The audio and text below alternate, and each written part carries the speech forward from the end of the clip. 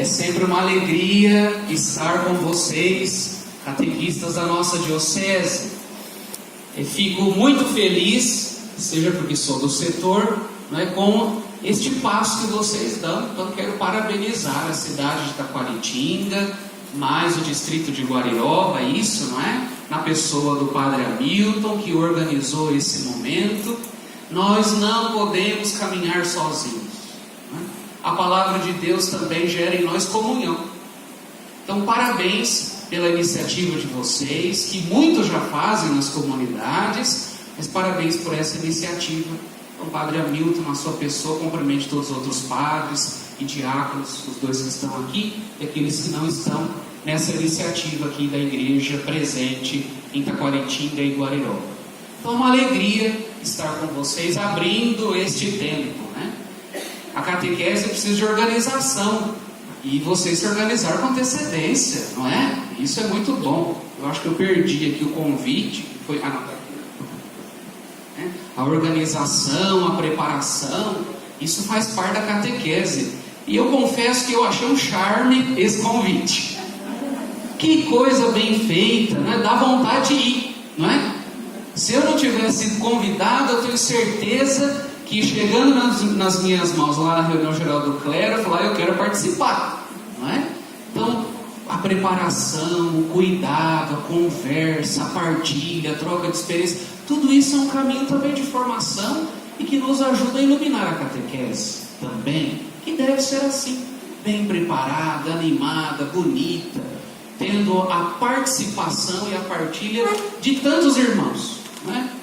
Hoje uma comunidade rezou, amanhã é outra, e na paróquia não é diferente. Quando eu não sei muito isso, eu chamo meu irmão catequista, ou padre, ou diácono, que pode me ajudar mais. E ele vai me ajudar nesse processo de iniciar a vida cristã, jovens, crianças e adultos. Então, parabéns pela iniciativa e por essa preparação. Embora nós temos aqui um texto bíblico que nos ilumina nesse primeiro momento, vamos abrir a Sagrada Escritura na Carta aos Hebreus, capítulo 4. Carta aos Hebreus, capítulo 4, versículo 12. Nós já conhecemos esse texto, Hebreus 4, 12.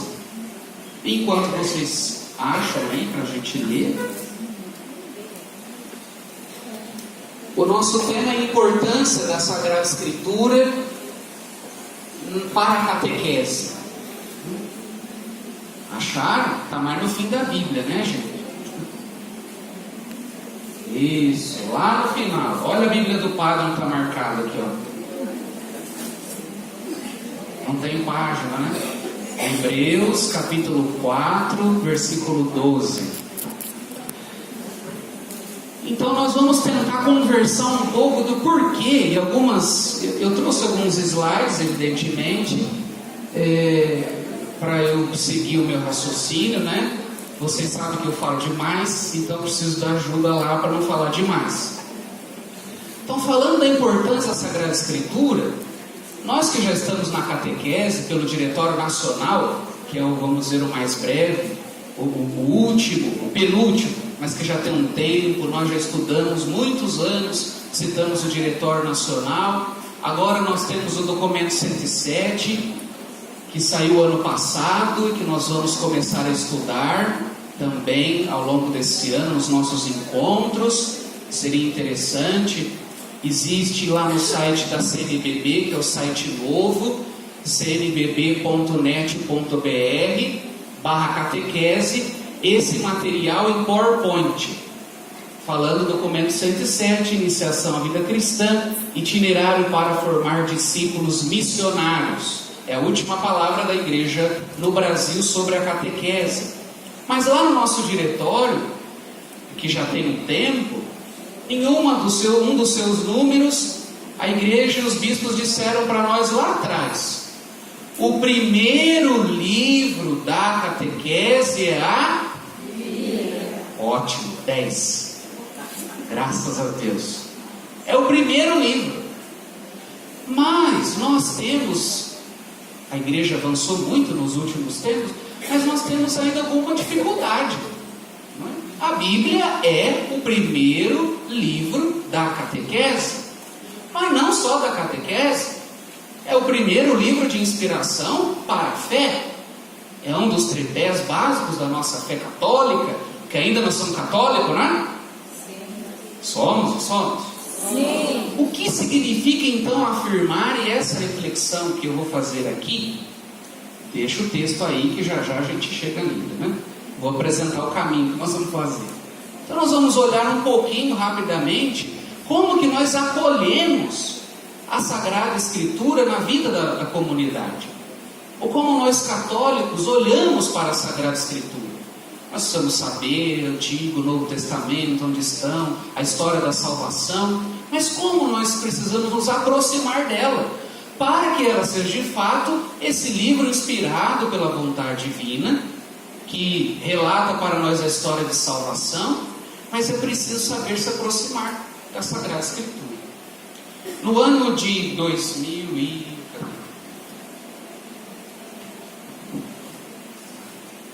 eu acho que é 2008 aqui, não tá? 2008, 2009.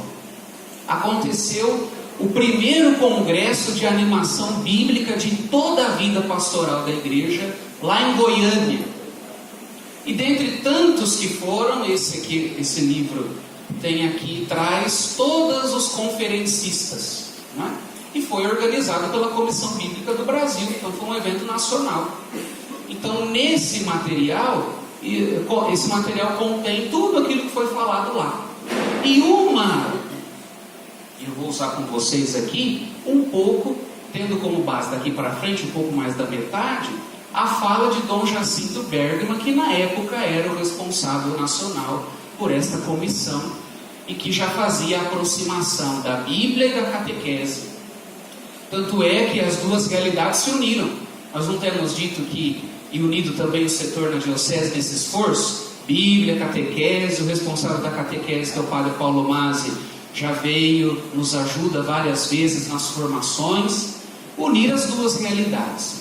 Então Dom Jacinto fez o seu discurso, né, a sua conferência, e nos deu algumas pistas. Eu vou usar a primeira parte, como a gente se aproxima da Sagrada Escritura e como fazer com que ela seja de fato seja viva e eficaz. O texto de Dom Jacinto Bergman vocês podem procurar na internet, que está lá em PDF. Não precisa comprar isso aqui não, que eu nem sei se vende ainda. Já tem um tempinho, mas é muito esclarecedor, porque ele traz como base de reflexão para a animação bíblica de toda a pastoral, e dentro da pastoral está a iniciação à vida cristã. Ele medita o encontro do apóstolo Filipe com aquele eunuco etíope nos Atos dos Apóstolos. Então nós queremos, nessa noite, e vou tentar tentar ser objetivo, eu já demorei bastante, né? Mas para que também a gente às vezes saia alguns questionamentos e perguntas, né? Para que o padre não fique aqui falando todo o tempo. Então vocês pegaram o texto bíblico aí? Então vamos ler, né? Essa é uma coisa importante, né? A Bíblia, como fechada, não significa muita coisa. Fica um livro místico. Quando a gente abre, se torna a palavra de Deus acolhida, meditada, proclamada, que ilumina a nossa caminhada. Então, capítulo 4, versículo 12. Pois a palavra de Deus é viva, eficaz e mais penetrante que qualquer espada de 2 gumes. Penetra até dividir alma e espírito, articulações e medulas. Julga os pensamentos e as intenções do coração. Não há criatura que possa ocultar-se diante dela. Tudo está nu e descoberto aos olhos daquele a quem devemos prestar contas. Não precisamos ficar com medo da palavra de Deus. Mas quais atitudes importantes com a ótica do Novo Testamento, falando da palavra de Deus? Ela é viva. Então, se ela é viva, nós já nos aproximamos da Sagrada Escritura não simplesmente como um livro que contém muitas historinhas de personagens bíblicos. Não é? Não é só. Não é apenas literatura. ela é viva. É Deus que em primeiro lugar procurou o coração do ser humano, conversou com ele, se comunicou com ele e fez história com ele. Então essa palavra, dirigida primeiramente por Deus, essa iniciativa é dele, na Sagrada Escritura, registrada, ela se torna para nós viva, eficaz, penetrante, cortante, que separa o que precisa ser separado. Então é esta a primeira imagem. Quando eu era criança, e não faz muito tempo assim, é claro, né, em Pradópolis, lá em casa, na minha família, tinha o costume de deixar a Bíblia lá, né, no Salmo 91. Sendo que nós temos muitos outros salmos. O salmo aberto ali vai fazer alguma coisa? Não. Quando essa palavra de Deus, e aqui o padre falou Bíblia, palavra, Sagrada Escritura, tudo é a mesma coisa? Vamos com calma. Esta Sagrada Escritura, como livro que nós temos aí, editado e organizado, simplesmente assim, não se torna nada para nós. Nós precisamos acolhê-la e nos aproximar nesse caminho da revelação. Então, de Deus para conosco, continua fazendo isso.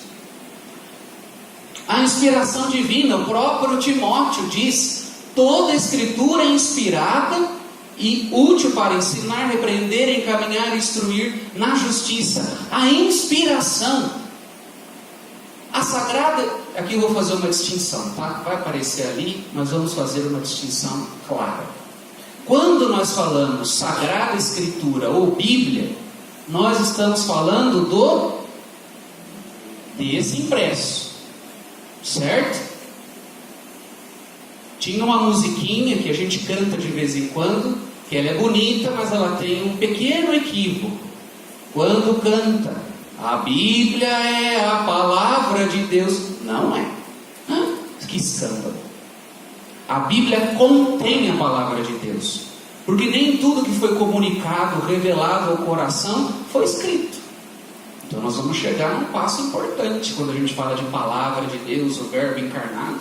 Senão, nós entendemos o contrário, e aí a gente vira protestante. Por quê? Para os protestantes, a única coisa que vale é o que está escrito.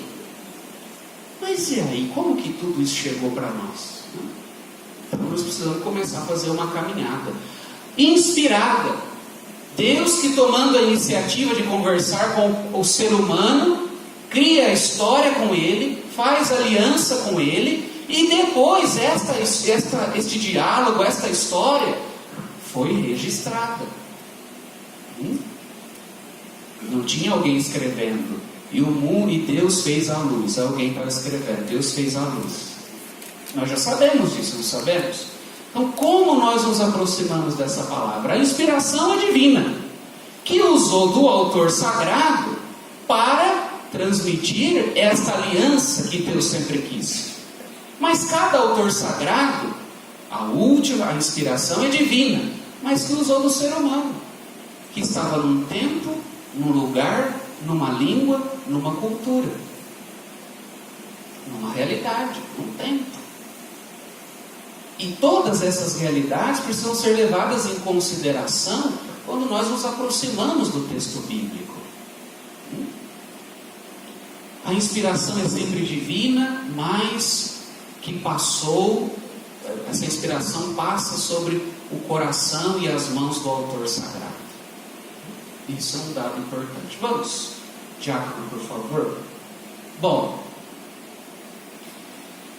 esse documento chama Dei Verbo, que é fruto do Concílio Vaticano II, e rapidamente ele diz assim: olha, a sagrada tradição e a sagrada escritura dois testamentos são como um espelho no qual a igreja peregrina na terra contempla a Deus, de quem tudo recebe, até ser conduzida a vê-lo face a face. A sagrada tradição e a sagrada escritura constituem um só depósito sagrado da palavra de Deus confiado a... Aqui é a grande diferença de como nós nos aproximamos da Sagrada Escritura como católicos.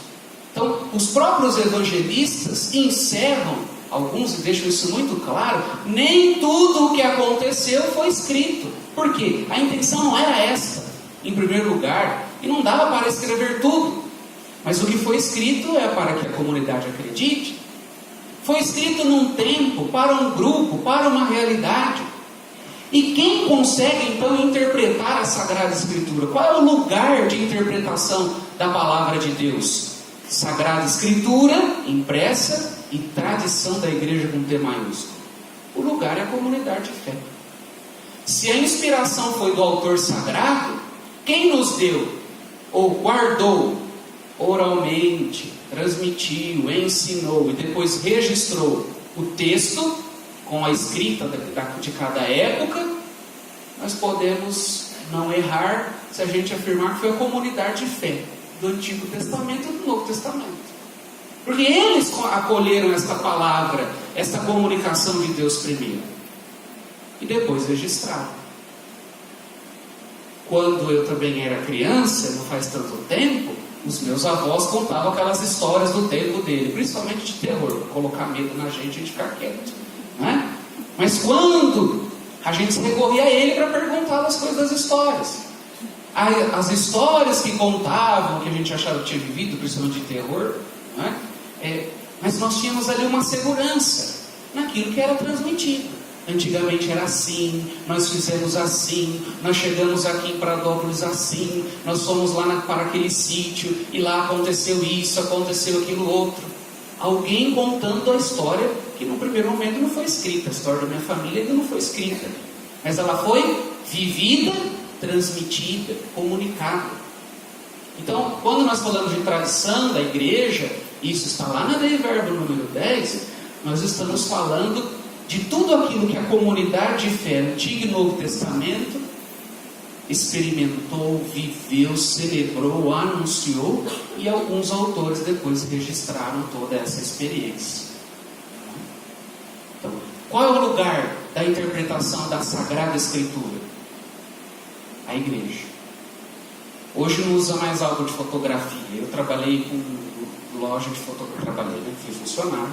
Meu tio tinha uma loja de fotografia em Pradópolis, e ainda era o tempo que a gente tinha que levar o filmezinho para revelar no outro dia, né? Era poses, né? Hoje é tudo digital, né? Ninguém tem álbum mais de fotografia, a não ser nos Facebook, Instagram, tá tudo lá, né? Se quem quiser ver, procura. Mas antes precisava revelar, né? Imagine que eu entregue para vocês o álbum de fotografia da minha família e vocês só sabem o meu nome. E lá conta toda a história, né? Por imagens, os encontros, lugares, pessoas, e vocês só sabem que aquela pessoa é o Padre Bruno. Vocês vão conseguir aproveitar, folhear esse álbum de fotografia que traz imagens, encontros, lugares, pessoas, situações? Não vão conseguir. Mas se eu me aproximar e falar assim, esta pessoa aqui, ou este lugar, este aniversário, aconteceu assim, porque a gente estava em tal lugar, foi por aí. Se eu explicar a fotografia, vai ficar mais fácil. Numa imagem bem simples, nós podemos dizer que a grande tradição da igreja é essa, que nos ajuda a entender o que está ali contido com imagens na Sagrada Escritura. Até aqui tudo bem? Tá, né? Então tá bom. A inspiração, nós já falamos um pouco, também está lá na Dei Verbo, número 11. Então, as coisas que Deus comunicou com o ser humano e que se encontram na Sagrada Escritura foram inspiradas pelo Espírito Santo. E algumas pessoas dizem assim para nós: eu vou acreditar no que está escrito aí, foi o ser humano que escreveu. Já escutaram alguma coisa assim? Foi uma humana que escreveu isso daí. Como que eu vou saber se Deus disse isso mesmo, ou queria isso? Então nós entendemos que há essa inspiração de Deus no autor sagrado, que serviu como esse meio para registrar essa história de salvação.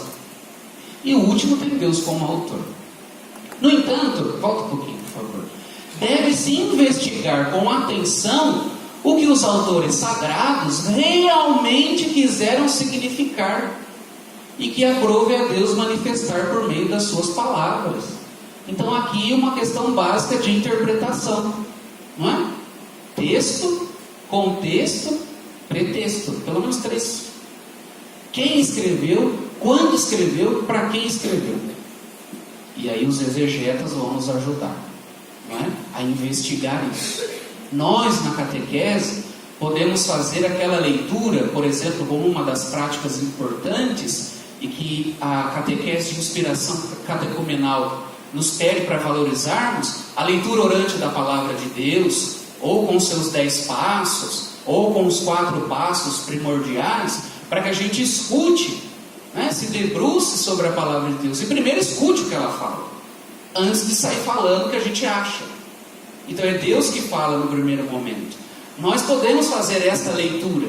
No entanto, nós como catequistas, precisamos também, auxiliados por esta prática, também buscar o significado daquelas palavras ou daquele contexto. E aqui nós temos, por exemplo, em muitos lugares, as formações bíblicas. No ano retrasado, um encontro que nós fizemos no setor, que muitos participaram, nós trouxemos o padre, assessor Padre Mázia, que ele ajudou a gente a tirar algumas dúvidas sobre algumas imagens bíblicas.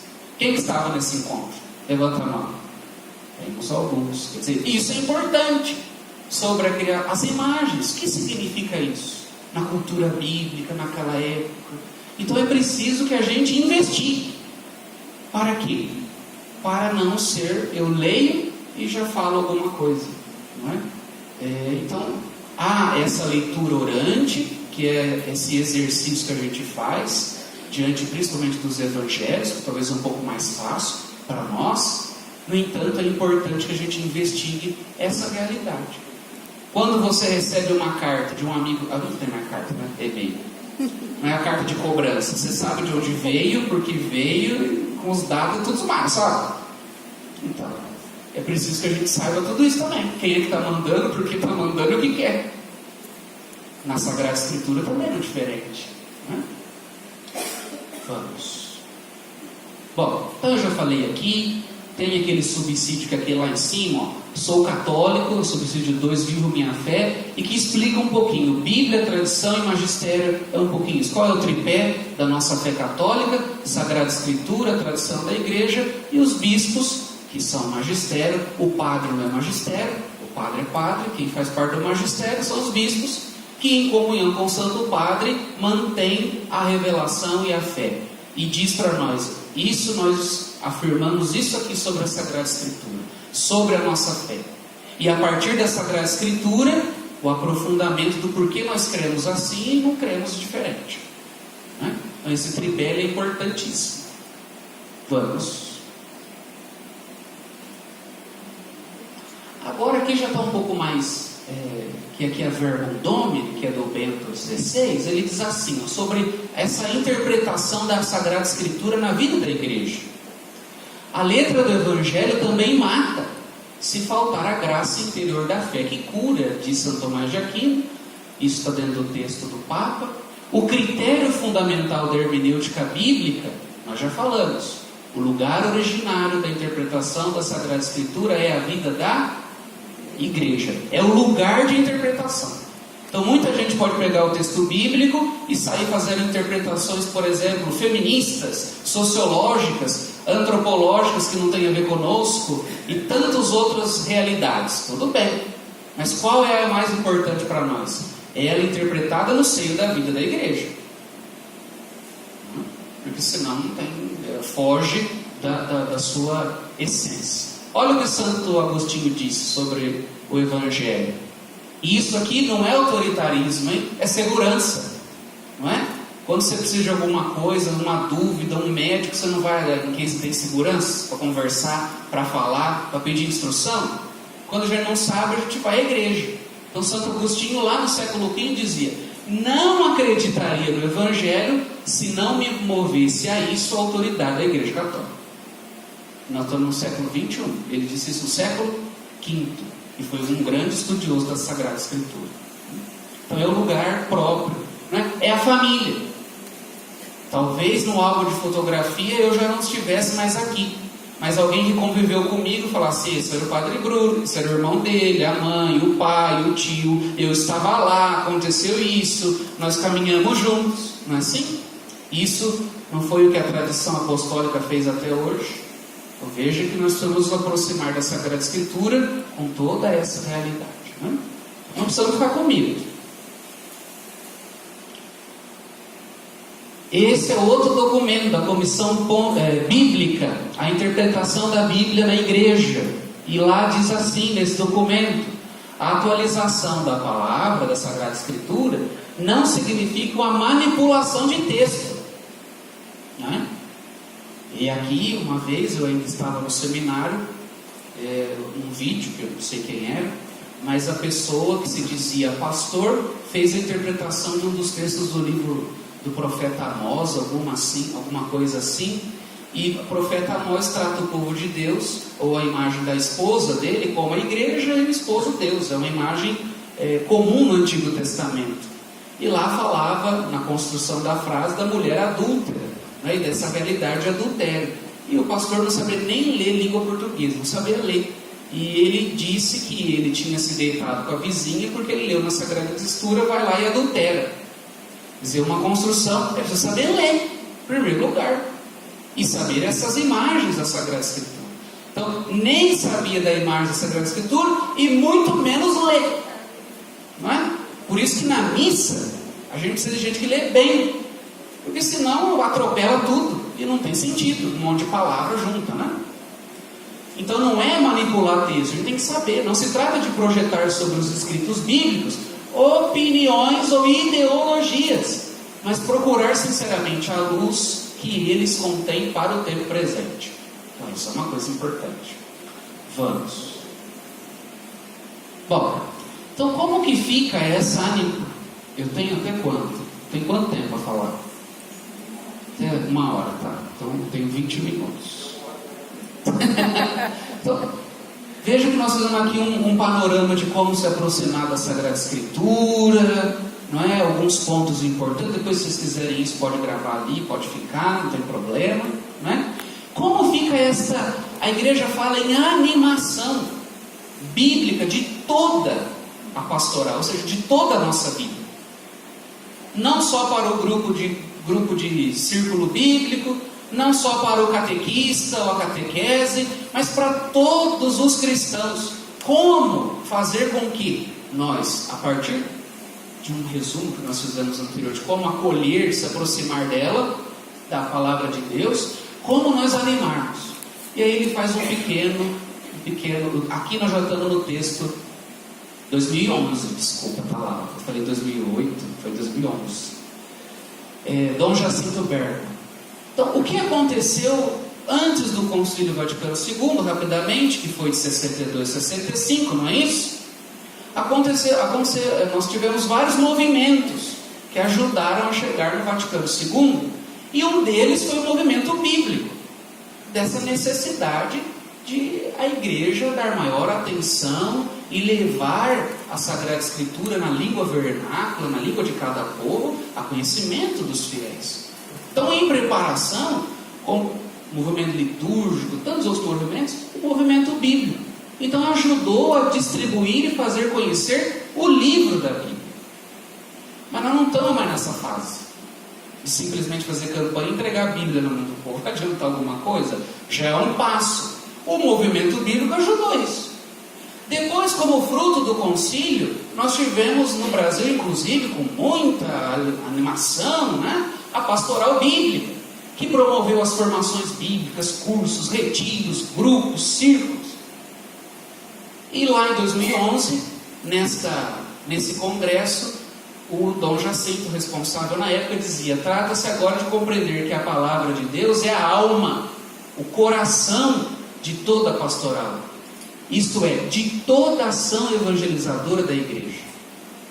Por isso que o Diretório Nacional de Catequese diz: a Bíblia é o primeiro livro da catequese.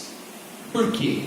Porque nele está contida e registrada a história de salvação, a história de Deus com o seu povo, e que deve ser agora anunciada essa história de salvação na tradição da igreja para aqueles que se aproximam da fé.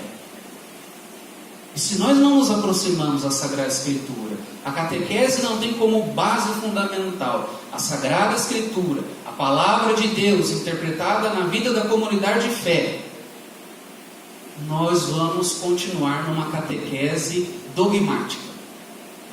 O dogma é importante, as verdades de fé são importantes, mas só aquilo que a gente precisa fazer e acreditar não é suficiente.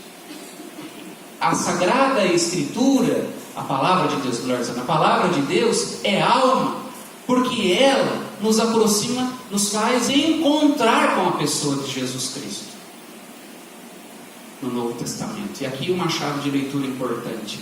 Como a gente deve ler o Antigo Testamento? Como? Qual é a chave de leitura?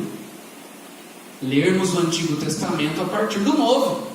Porque tudo se completou em Jesus, não foi isso que ele disse na liturgia de ontem, no Evangelho? O tempo se completou, o reino de Deus está diante de vocês.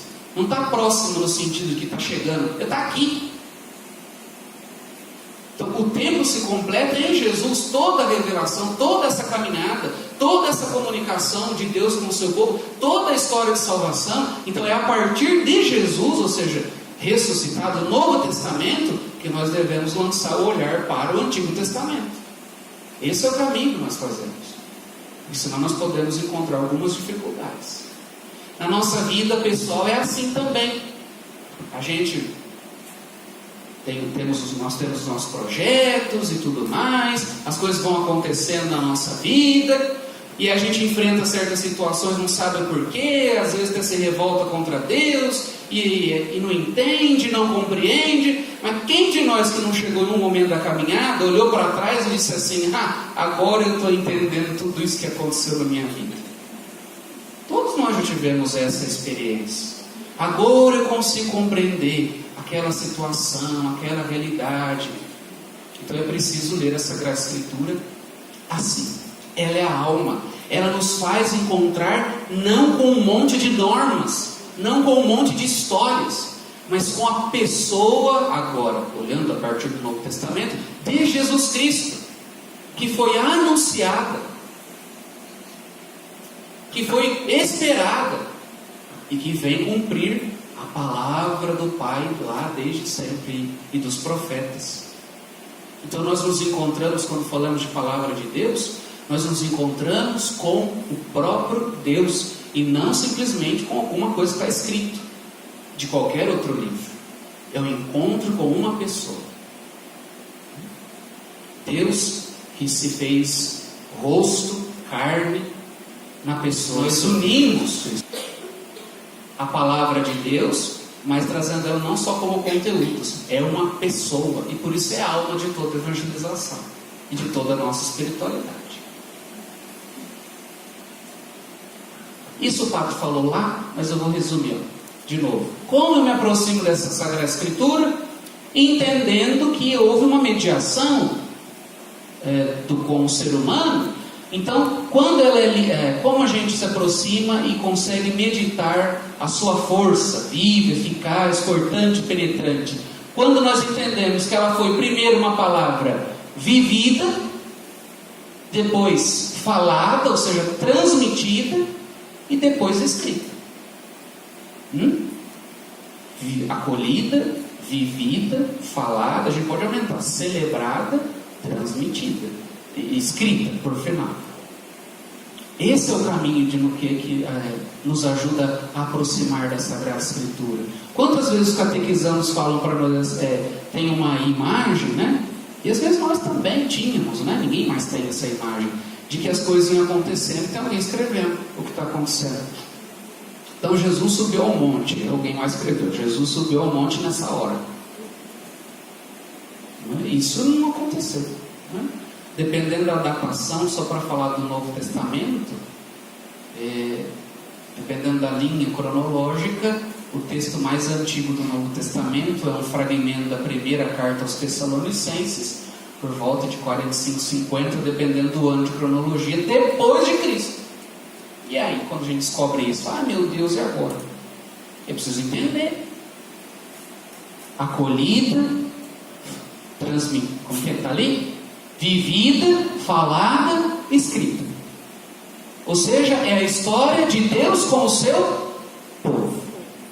Assim nós devemos nos aproximar dela e fazer essa animação. Uma primeira função desta animação é o que nós estamos tentando falar aqui hoje, né? Eu não sei se eu fujo muito do que me foi pedido, mas olhando para a nossa catequese de modo especial. Essa animação, a Bíblia como o primeiro livro da catequese, que se torna a palavra de Deus quando lida na igreja, a história de um povo e da aliança de Deus com o seu povo que permanece, ela quer ser um caminho de conhecimento e interpretação. E para isso a gente precisa buscar de novo lá a linguagem. A gente sabe que os textos bíblicos não foram escritos em português, né? Sabemos. O Antigo Testamento hebraico e aramaico e o Novo Testamento no grego. Agora imagine as traduções, né? De tanto e tanto tempo que a igreja guardou, os monges, né? Então precisa ter cuidado, né? Por quê? Porque não é qualquer palavra, não é qualquer historinha, não é uma... Então é preciso. Nós não sabemos nada de grego e hebraico, né? E eu confesso uma coisa para vocês aqui, é feio, né? Eu no seminário, quando tivemos noções, o grego bíblico a gente até lia, mas o hebraico, pelo amor de Deus, eu sou muito limitado, eu não dei conta do hebraico. Ainda bem que o professor foi misericordioso, né? Ser caminho de conhecimento e interpretação, formação bíblica. E essa formação bíblica, sim. Nós começamos o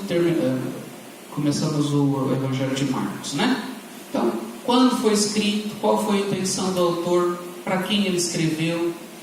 Essas perguntas, né, nos ajudam a entender melhor. Por exemplo, entender qual era uma das compreensões, isso nós já sabemos, como exemplo, né? Por que alguém que estava doente, lembra do Evangelho do leproso, 2 domingos? Por que o leproso tinha que ficar fora da cidade? Era só uma questão sanitária?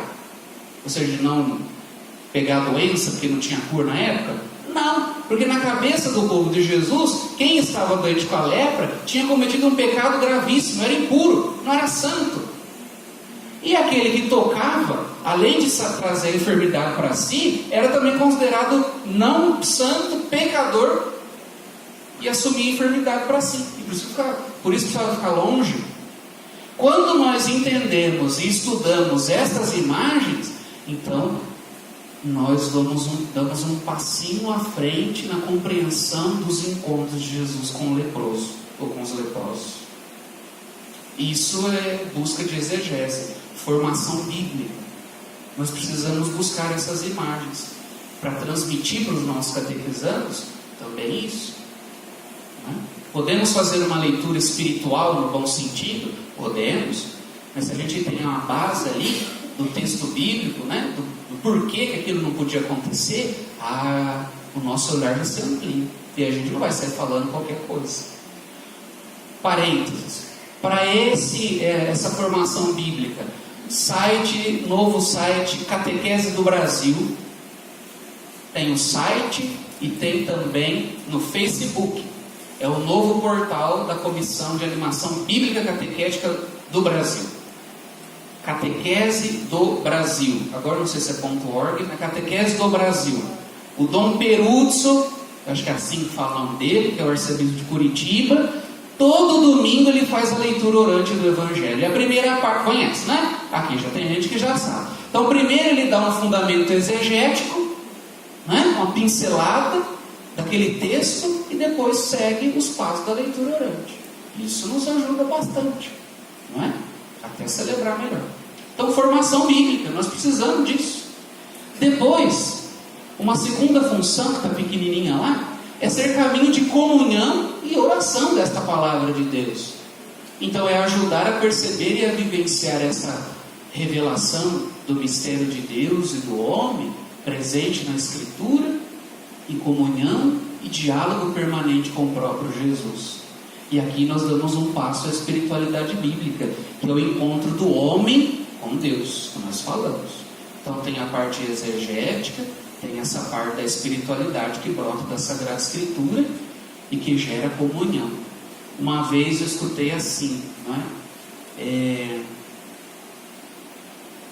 Eu não concordo com isso, com essa palavra, não é?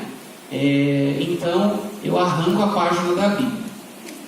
Uma vez me falaram isso, que uma avó fez isso, né? Ela estava lendo a Bíblia e ela não concordou, ela rasgou essa página e continuou. Essa aqui eu não quero, porque eu não concordo. Bom, você tem o direito, né? Mas talvez algumas coisas assim, por quê? Falta formação, falta espiritualidade, explicação. E quando nós falamos de oração e gerar comunhão, nós entendendo qual é esta dimensão importante, nós vamos perceber que a palavra de Deus, ela não pode, dentro desse contexto eclesial, ela não pode falar para mim uma coisa e para você outra. Ou seja, Deus não pode fazer isso conosco. Para mim falou uma coisa, para você falar outra. De um mesmo assunto, coisas completamente diferentes. Por isso que nós somos católicos. Muita gente, até com boa intenção, quis interpretar e fez coisas que não devia. E andam fazendo. Mas também dentro da igreja. Tem muita gente aí falando muita coisa aqui. Cuidado. Então, o caminho da espiritualidade. A terceira função. Aí sim, ser caminho de evangelização e proclamação da palavra. Aí nós vamos conseguir evangelizar. Aí nós vamos conseguir transmitir a pessoa de Jesus Cristo, o verbo feito carne, como nós rezamos aqui. Porque nós temos pelo menos esses dois passos anteriores, talvez não tão estruturados na nossa cabeça, mas o caminho eclesial dessa acolhida da Sagrada Escritura, como formação, como espiritualidade. E aí nós vamos transmitir. E aí o ardor bíblico. Muito bem, vamos para frente. Está acabando meu tempo. Essa animação bíblica é importante na igreja e na catequese. Dom Jacinto coloca ele destaca 3 realidades, né? Pessoa, comunidade, sociedade, como necessidade de atualizarmos essa palavra como ela é, para que essa palavra proclamada encontre não só acolhida no outro, mas ajude o outro a ser uma pessoa melhor, a acolher a comunidade, a viver em comunidade, a transformar a sociedade. E você fica com alguma coisa muito misteriosa, mágica, ou alguma coisa no sentido, tem que fazer o que está na Bíblia, não é? Isso não gera vida, não gera encontro, não gera conversão. Por que os encontros de Jesus, na maioria deles, geravam conversão? Porque ali, em muitos encontros, havia essa sintonia com aquilo que era dito e com a realidade da pessoa, com a realidade da comunidade, com a realidade da sociedade. Então a nossa catequese, com inspiração catecumenal e com base na Sagrada Escritura, precisa falar ao coração da pessoa de hoje. Não adianta falar de 50 anos atrás. Precisa iluminar a comunidade de hoje. Precisa iluminar e apontar caminhos para o mundo de hoje. Então essa animação, veja que ela é viva, ela é eficaz, ela é constante, ela é cortante, penetrante e permanente.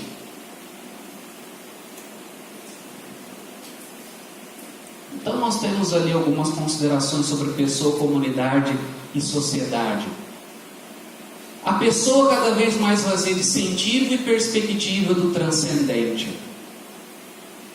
Uma das grandes tentações que nós sofremos enquanto pessoas é deixar de ser o projeto que Deus, ou a construção que Deus sonhou desde quando nos fez, em pelo menos 3 dimensões.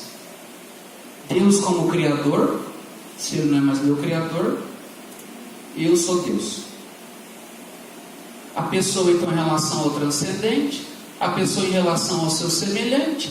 Mas se eu sou a norma, a minha norma, e eu não aceito que ninguém fale nada para mim, porque todo mundo é que nem eu, e eu sou a minha medida, e eu rompi Deus e a comunidade, eu vou viver como? E depois a gente rompe com a criação, né? A OMS fez uma estimativa, agora não sei se é de 2001, e que os coordenadores que estavam sábado lá em Monte Alto comigo, eu acho que eu falei isso também lá, se eu não falei, eu falei na homilia, mas enfim, que em 2020, nós estamos em 2018, perdendo apenas, em primeiro lugar, para as doenças, morte por doença cardíaca, em 2020 seria o suicídio. E talvez por quê? Nós não queremos culpar ninguém, nós entendemos esse caminho de sofrimento. Mas quem é a pessoa humana? Isso a gente pode perguntar para nós mesmos. Como pessoa, se você olhasse no espelho, antes de dormir você vai olhar no espelho, quem é você?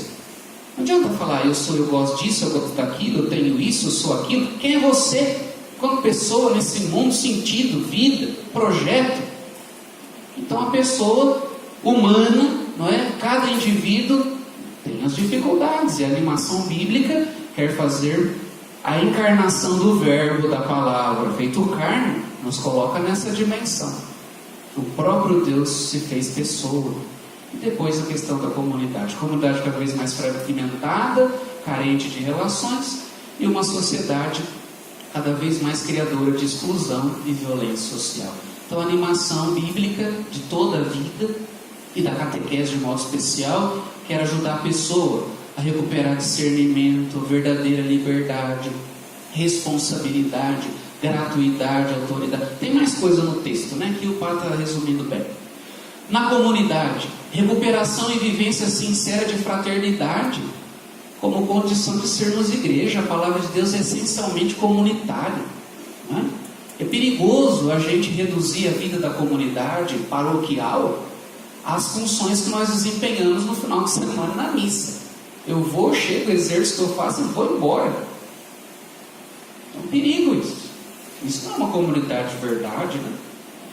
A sociedade, diretamente ligada à dimensão eclesial da caridade, que gera transformação social, construindo um mundo de justiça e solidariedade.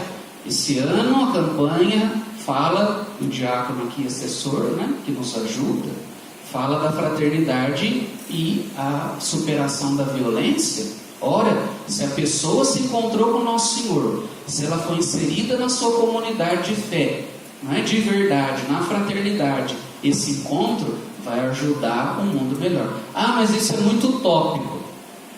Bom, pode ser que a gente não consiga viver plenamente isso, mas se falta uma dessas dimensões, então, como cristãos, o que nós estamos, como nós estamos indo, né? O que nós estamos fazendo? Como nós vamos gerar esse encontro com a pessoa de Jesus Cristo, se a gente ficar numa dessas dimensões apenas, não é? Se eu fico só na pessoa, Deus falou para mim e pronto, eu vivo a minha fé sozinho, e assim com as outras dimensões, né? Diácono, por favor. Então a Bíblia, enquanto contém a palavra de Deus viva e eficaz, é chamada a nutrir a vocação, a formação, a espiritualidade e a missão de todo discípulo missionário. Vamos. Com isso, a palavra de Deus deve ser inspiradora de todas as fases da evangelização, nas casas, nas comunidades, nas paróquias, na diocese, na catequese, ajudando a discernir, decidir, planejar e executar e avaliar a vocação da igreja e a nossa vocação nela. A palavra de Deus, usando uma metáfora, não pode ser um ramo a mais do conjunto da árvore que é a igreja, mas a seiva que corre por seu tronco e nutre todos os ramos. Então, uma época se entendeu que era só pastoral bíblica, né? E por isso que agora há uma dificuldade de juntar aquilo que nós dividimos na igreja, né? A Bíblia ficou para um lado, a catequese ficou para o outro, e agora há o esforço do quê? De unir, né? Porque a catequese não é só dogma, é sagrada escritura, palavra de Deus, e a Bíblia fica só curso intelectual, não serve para nada, não é? Você não se torna Bíblia. Então, imaginemos, tenhamos essa imagem da árvore. Ela não é mais uma coisa na vida da igreja, nas nossas pastorais, mas é a seiva que nutre toda a árvore que é a igreja e todas as suas áreas de evangelização. Bom, já foi? Pode ir? Acabou. Então, por enquanto é isso.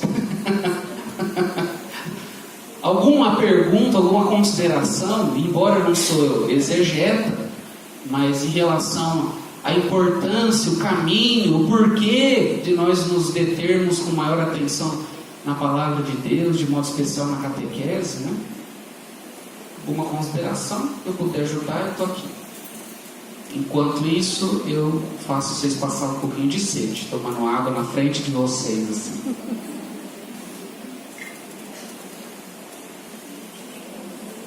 Alguma questão, contribuição, consideração?